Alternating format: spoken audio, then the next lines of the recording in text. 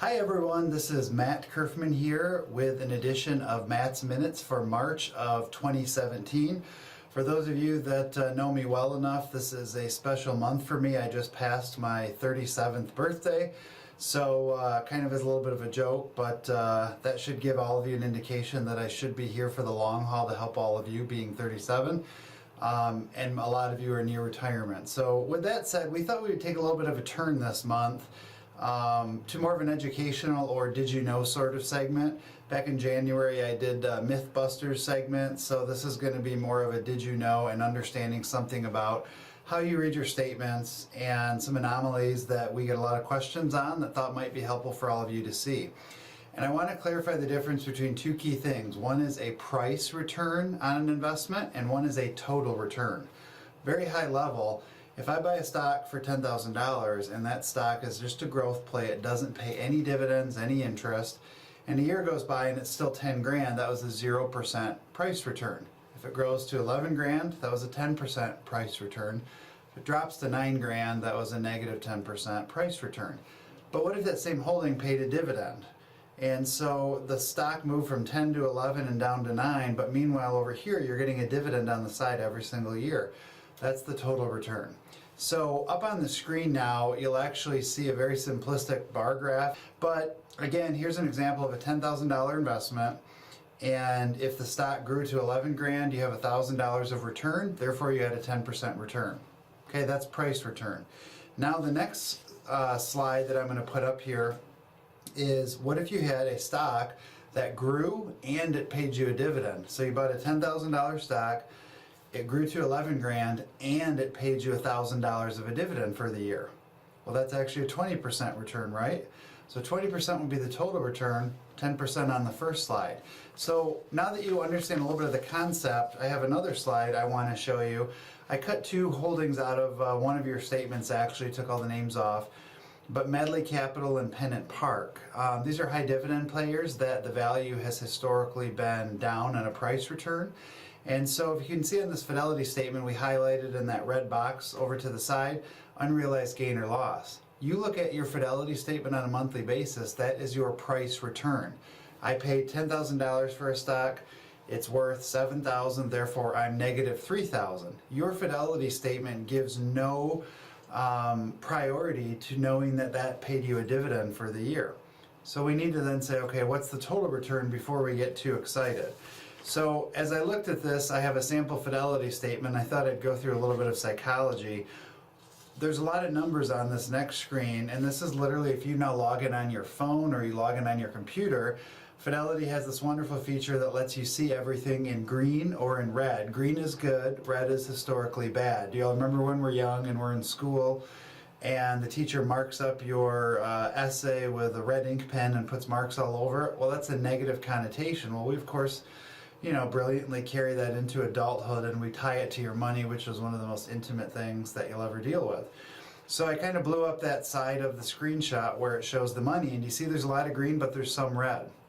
When you log onto your account, where do your eyes go first? Your eyes go immediately to the red because you feel good about the green.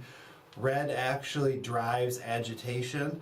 And now obviously we want to get rid of the red and we want more green, but now you're not diversified. What's interesting is if you actually highlight on this screen all of the red ones, 3 of the red ones are actually things that pay dividends. Therefore, this is only showing price return, not your total return as an investment. So I have some examples for you. Before I get into that, I just talked a little bit about what does red do. See this big red box on your screen? Does that make you happy to see that? Probably not. It's psychologically, there's been studies on this. It increases your pulse, it increases your heart rate, it increases your blood pressure, it causes anxiety, it causes aggression, it causes an increase in appetite. Any of these things sound good? No, but yet that's what we have to look at every day when we log into our accounts and look at our phone. So kind of keep that in mind as you think about looking at your statements. Now I want to give you some real world examples of holdings that you may have in your portfolio. So this first one, you'll see this chart, is called Guggenheim Credit. It's a high yield bond fund and the symbol is GGM. Just because I'm showing you this doesn't mean you all have this in your portfolio. Some of you do and some of you will recognize this. If I looked for the year 2016, you can see on this chart that Guggenheim's price return was 14.62%. That means, remember I said before, if you get a dividend, your return's now on top of that? So now I did the exact same chart for just 2016, and depending on how it shows up on the screen, the lower number is 14.62, that's your price return. When I add in the dividends that Guggenheim paid to your money market, your return was actually 27.61%, and you'll see that on the upper right hand part. You don't need to see the numbers or the math, but this is literally what happens over the course of a year as entities pay you more and more dividends. Another holding, Pennant Park, PNNT is the symbol, high yield stock holding. So when you look at, again, the last 5 years to kind of exacerbate what we're looking at, Pennant Park's price is actually negative 27% over the last 5 years according to this Y charts. So if that didn't pay a dividend, that would be very disturbing and we wouldn't like that. But we forget that it pays a dividend because it doesn't buy more shares of Pennant Park. It actually just accumulates in cash. Some of you take that cash for distribution, some of you use it to buy other things. Now hopefully you're getting a theme here. Let's do that same chart over 5 years and let's show what your return was when you included dividends. Do you see now this orange, I think it's orange on your screen? At the very top it shows 33.5%. That was your total return even though the price was down 27% because you got 5 years of dividends. So please, please, please pay attention to this. When you log into your Fidelity accounts and you get your Fidelity monthly statements, if you have a holding that pays a dividend, that is specifically showing price return only. If you have a holding that pays a dividend, you are only seeing the price return on your Fidelity statement. So pay attention to that. Don't get agitated, frustrated, irritated. And if you have questions on, hey, what does this mean? Why do we hold this? Is this paying a dividend? That's what we're here for. Call us, email us. We're always available. We're here to work for you. So hopefully that was an informative, educational piece, and we'll continue putting more information out on this just so you're aware of what you're looking at, and we can mutually together make decisions to help with your financial future. Our core value of the month is service as a way of life.